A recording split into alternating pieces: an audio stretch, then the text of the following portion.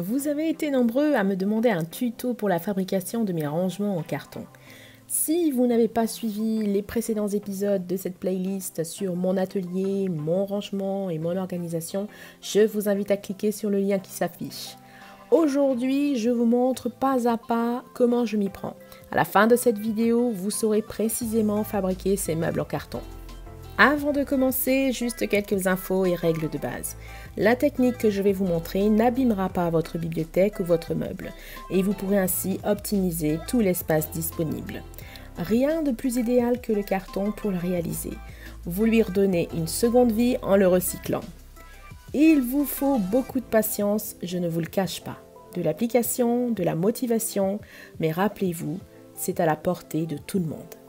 Avant de commencer, il est important de savoir ce que l'on veut y ranger dedans. Question de calculer les dimensions. Je vous conseille donc fortement de faire une liste et un croquis des futurs rangements. Il vous faudra bien évidemment du carton que vous aurez récupéré ici et là, un pistolet à colle chaude, un excellent cutter avec des lames de rechange, un tapis de découpe et si vous n'en avez pas, sacrifiez un vieux calendrier. Il vous faudra aussi une grande règle, un crayon et du craft gommé pour les finitions, mais ça c'est facultatif. Le carton est un matériau de récup solide et durable si l'on s'y prend bien au montage. C'est pour cela qu'il est important de bien respecter le sens des cannelures du carton. C'est leur verticalité qui assure la rigidité du meuble. Ici, dans ce croquis, j'ai déjà déterminé ce que je veux ranger dans cette partie de cette étagère. Je veux 9 tiroirs de même dimension. Je vous schématise cela.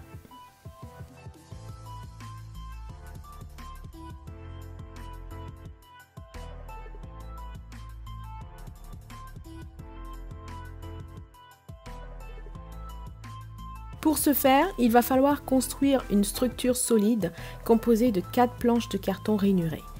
Et je viendrai par la suite y glisser des tablettes qui constitueront l'emplacement des tiroirs.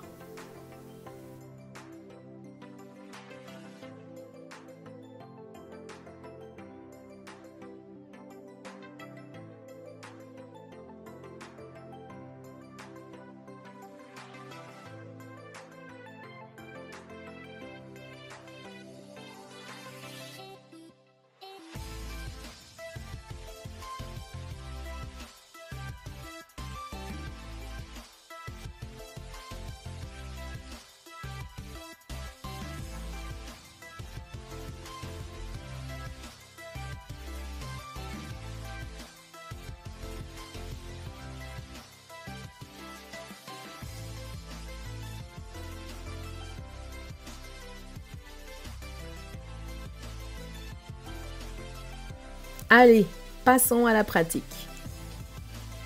Pour la structure du meuble, j'ai découpé 4 rectangles de même hauteur et de profondeur que mon étagère. Je n'ai pas réussi à avoir un morceau de carton sans pliure, mon carton n'étant pas assez grand, mais vous allez voir par la suite, ce n'est pas bien grave. L'important est de bien respecter la verticalité des cannelures.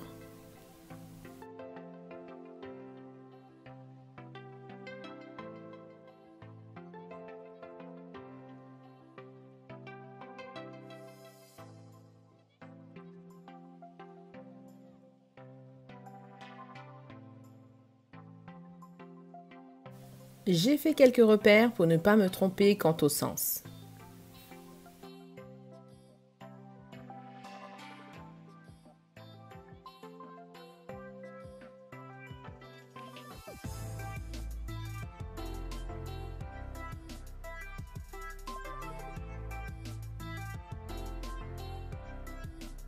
J'ai ensuite mesuré la hauteur de mes étages et j'ai bien pris soin de bien laisser un demi-centimètre qui correspond à l'épaisseur de mon carton. Les mesures doivent coïncider, alors soyez très précis.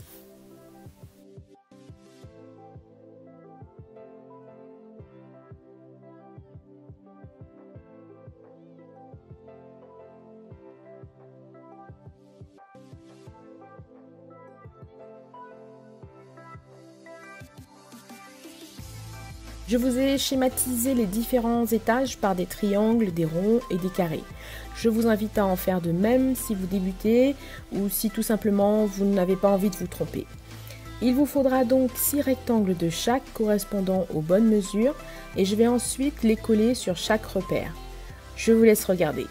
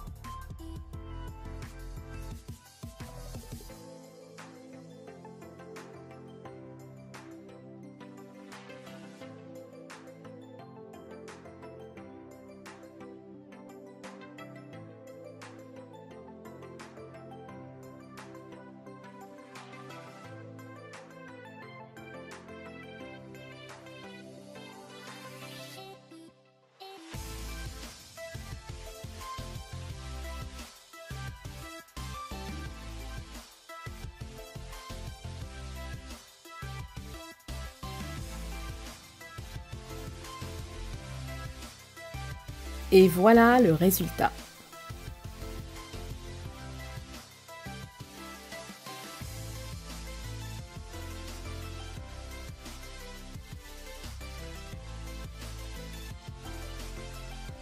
Maintenant, il va falloir déterminer leur emplacement pour calculer la longueur des tablettes.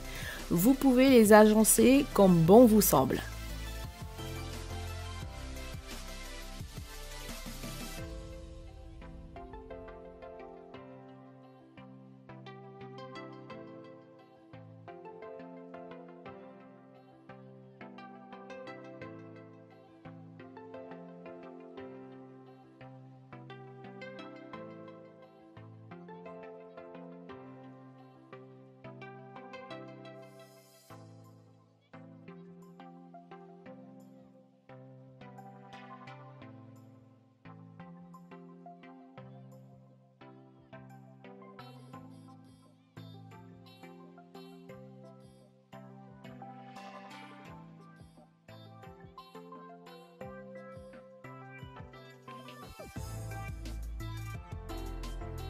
Une fois la mesure prise pour les tablettes, j'ai découpé 6 rectangles que je viens ensuite glisser dans les rainures. Là aussi, il est important de bien respecter le sens des cannelures.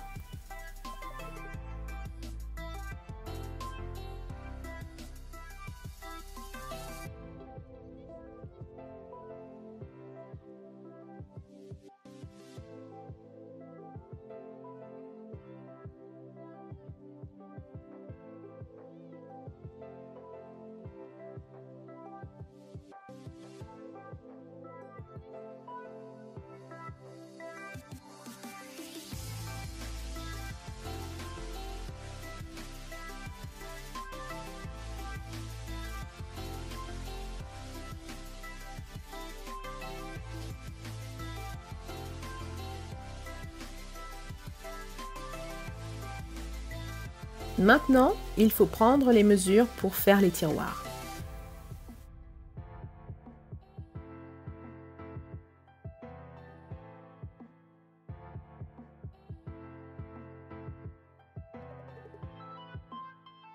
La réalisation des tiroirs est très facile.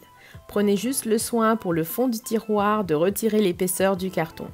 Par exemple, pour mon tiroir, l'emplacement fait 26 cm de profondeur.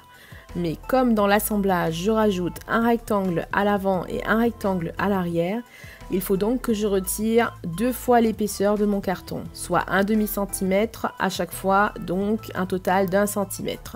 Le fond de mon tiroir mesurera donc 25 cm. Je vous laisse regarder l'assemblage.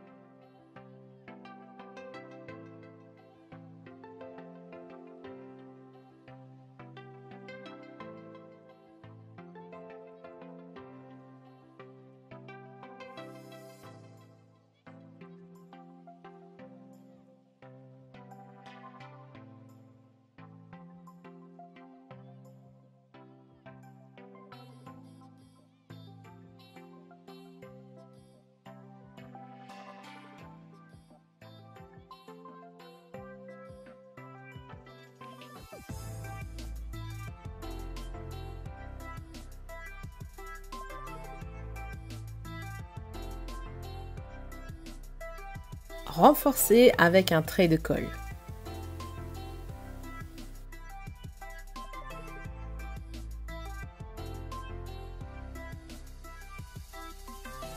Maintenant, il va falloir fabriquer une poignée, rien de plus facile.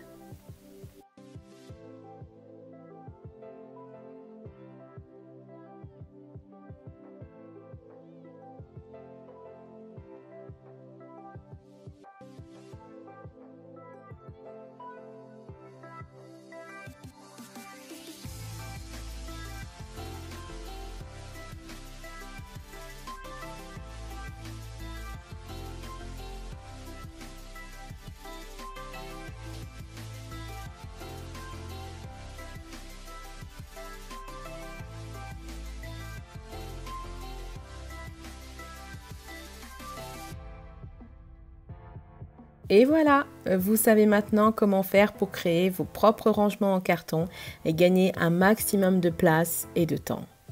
Pour ma part, je ne juge pas nécessaire de le customiser, mais vous pouvez bien entendu le personnaliser avec différents papiers comme par exemple du papier peint, du papier cadeau, du papier pour le scrap ou même du tissu, ou même encore le peindre, pourquoi pas.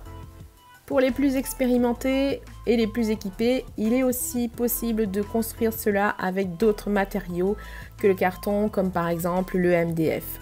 Il est léger et facile à travailler. L'assemblage sera tout aussi simple. Pas besoin de colle, juste rainurer à la défonceuse avec une fraise à rainurer en tenant compte de l'épaisseur de la tablette. Il ne restera plus qu'à assembler le tout. Dans une prochaine vidéo, je vous montrerai comment j'ai agencé le reste de ma bibliothèque. J'espère que ce tuto vous a été très utile. N'hésitez pas à me poser des questions si vous souhaitez plus de précision. Si vous avez apprécié cette vidéo et que vous voulez me féliciter et m'encourager, je vous invite à mettre un pouce en l'air. Et si vous me découvrez à travers cette vidéo, n'hésitez pas à vous abonner. Vous pourrez ainsi suivre mon aventure créative et bénéficier d'astuces et de tutos gratuits. Je vous remercie et je vous dis à très vite. Énorme bisous!